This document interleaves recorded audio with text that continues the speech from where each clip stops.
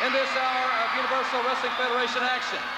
Now, I've asked Dark Journey to join us because last week, Cowboy Bill Watts and Michael Hayes finally agreed on something, that it was a good idea to have a penalty box match. Now, seeing as though Dark Journey's going to be very much involved in this situation, you've had a while to think about it. What are your thoughts about signing a match with penalty box stipulation? Well, my thoughts on it are I agree it's a very good idea because two can play the game. I'm tired of back jumpers and cheaters, and everybody in here is. And I've had it. And I'm going to tell you one thing, so you better listen up, Michael Hayes and Sunshine. While the Link is tearing your hide from one end of the ring to the other, I'm sure Sunshine's going to be right in this cage where she belongs. Well, ladies and gentlemen, it looks like we're going to be joined by Michael Hayes and Sunshine here. And I hope that we can keep use a little bit of discretion here, Michael. You know, I'm really getting sick of looking at you. I'm getting sick of your lies, and I'm getting sick of your interference.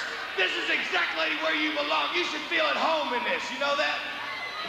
Listen, while this match goes on, I'm going to do one thing while Link's taking care of you. I'm going to walk right up and slap the referee right in the face. And you know where that puts me? Right in the cage with you. Hey, wait a minute, you two-tone Cadillac. Class does not belong. Cadillac, you're nothing but the Freebird dog to tell you to sleep with you. Hey, hold on. Don't start messing with my Sunshine. Don't you start messing with it. You understand me? Now, wait. Put her in there. Put her in there. Now, that's where you belong. You look real good, girl. Run your mouth now. Now you see what a real woman's like. Come on, girl, get out. Get out.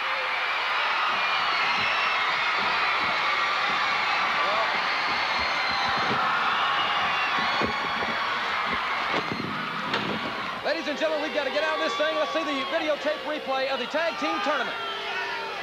From the Universal Wrestling Federation, I'm Doyle King with a capsulized look at the recent UWF Tag Team Tournament. This was the tournament that not only brought photographers from around the world, but had promoters from coast to coast upping their original bids to get the tournament to their city. The ultimate decision was to give the Fort Worth, Dallas fans the final nod. The UWF Tag Team Tournament was held at the Fort Worth Stockyards Cowtown Coliseum in the Billy Bob's Texas complex.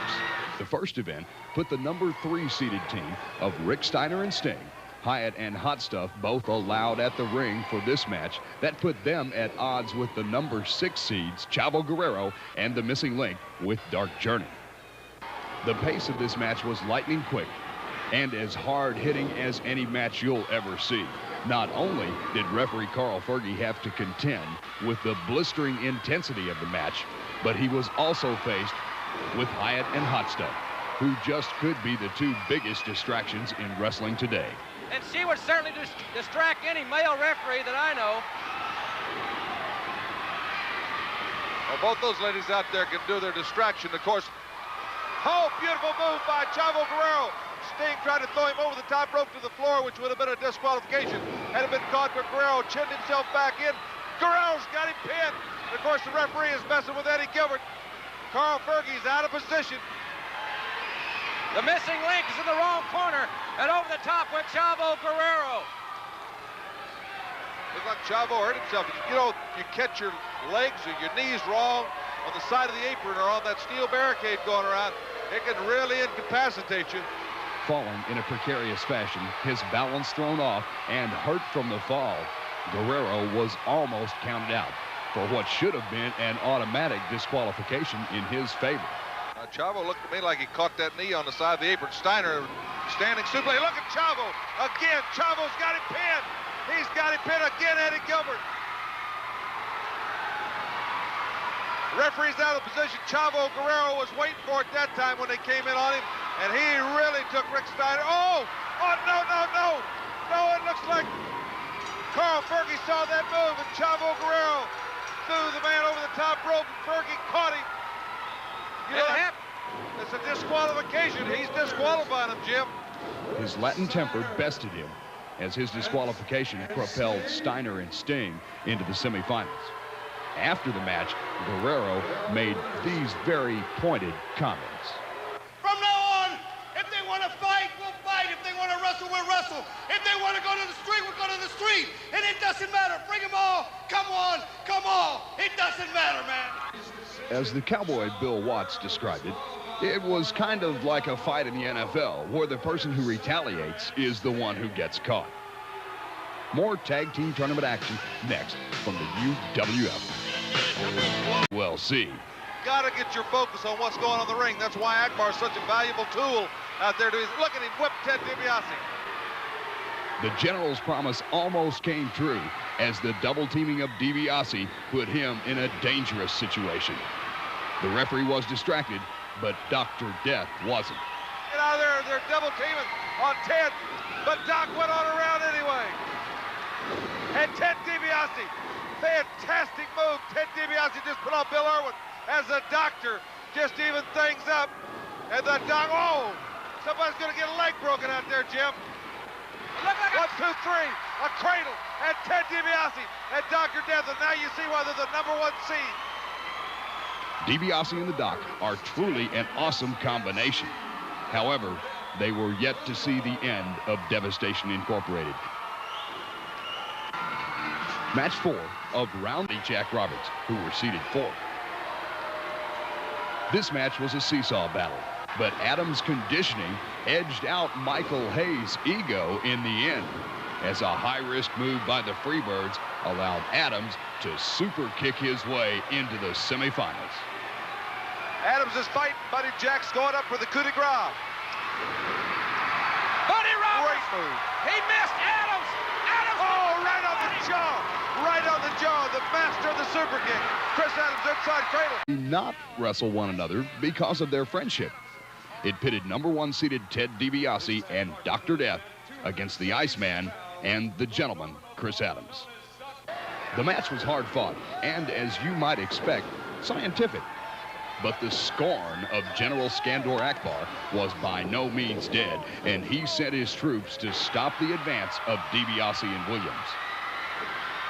Oh, The one-man gang of DiBiase's down. Devastation. Here's Devastation Incorporated. And I don't know if Doc sees it. Doc didn't see it. They've jumped DiBiase. There goes Doc. He sees it. Chris Adams is coming to help. Iceman's holding Chris Adams back. Looks like Devastation Incorporated fighting Doc and Akbar is whipping him. That's 4. There goes Chris Adams to help. What's Iceman doing? Iceman, get out there and help your buddy. Iceman's wanting the referee They're to still count. outnumbered. He's telling the referee to count. Iceman's the legal man of the ring, and Dr. Death's the legal man of the ring.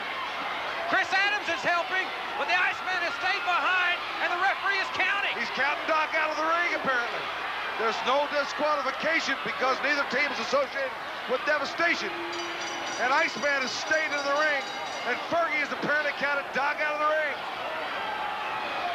Parsons' hand was raised in victory, but as Adams proved with Freebird Buddy Roberts, he wanted to win by pinfall, not by paper. Bring them back. Bring them back. And let's wrestle. Bring them back. Wait a minute. Wait a minute. It's over with, man. We won. We won, man. We in the finals. We in the finals. I don't want to win like that. I want to wrestle him here fair and square right in the middle of the ring right now.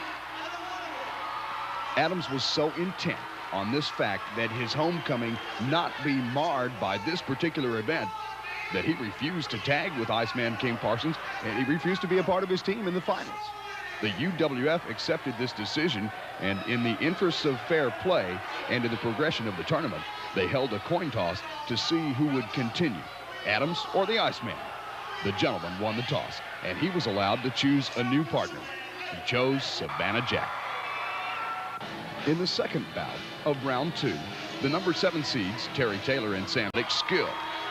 At one point, the match looked like it might go to a time limit draw, but the balance was shifted by the outside interference of Missy Hyatt and Hot Stuff Eddie Gilbert. Once again, the pair pushed Steiner and Sting up a notch, this time into the finals. Terry Taylor and Sam Houston have just been eliminated. At that point, the final match was made. It was to be Chris Adams and Savannah Jack against Steiner and Sting. However, the jilted Iceman came to the ring to protest. Savannah Jack. I've been riding The all over Iceman's the country design. with that sucker. That no good, low-lifed, greasy, black-eyed peas eating food. Man, I can't believe this. I don't want to take your spot. You and Chris are the team. I don't ever want to take your spot, brother. You and Chris can get in this tournament, and I know you can win. You know, you ought to go back there and make up with Chris, talk about it and everything. Everything be all right, man. Sure, brother, come on. We ought to go back there and talk about it. Okay, bro. Come on. All right. Come on, man. Whoa. The Iceman's desire to make it to the final overcame his common sense. He lost friends, he lost respect, and he lost a shot at the tag team title. He also put Savannah Jack out of the tournament with a shoulder injury, which meant that Adams was now without a partner. Quiet and Hot Stuff International. But the team of Taylor and Adams managed to secure the victory and the prestige of the UWF Tag Team title. Five iron. Taylor caught Steiner with a 5-arm, and he nailed it. Taylor got it. Taylor got the dream team, Chris Adams and Terry Taylor. Terry Taylor, his second chance. He didn't blow it, and they got the titles. And Terry Taylor, you had a rough go of it. You didn't even start out as tag team partners. And Chris, first of all, I want to welcome you back to the UWF. Thank you, Bruce. You know, I am so proud to be back. I can't tell everybody out there what a good feeling it is to be back. And you know what? I'm overwhelmed by the response that I got. Thank you, everybody. I really mean it from the bottom of my heart. You know, this gives me a good feeling. There's an old saying, Bruce, you know, when you start to lose grip, you start to slide. And, you know, I was really doing that. But this is a rocket back up, right to the top, you know, and I'm proud to have you as a partner. I don't know what happened to Iceman. I really don't. You know, Iceman started out to be my partner, but unfortunately, I don't know what's been. He said I've been in the slammer too long. I think he needs to go into the slammer for a little while just to teach him some manners and lessons. I don't know what's happening with that guy, but I'll tell you what, Terry, I'm really proud to have you as a partner. We were going to be partners before I left here, and now we are. I feel good.